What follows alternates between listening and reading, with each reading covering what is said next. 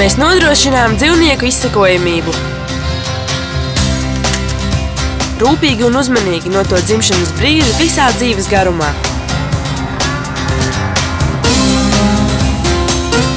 Mēs rūpīgi pāraugām to veselību un labturību zemnieku saimniecībās, pirms tie nonāk pārtikas aprites ķēdē.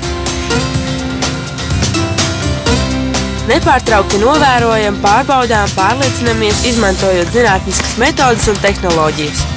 Kurš pārbauda, kura pārtika ir nekaitīga un kura kaitīga, to dara veterinārārsti.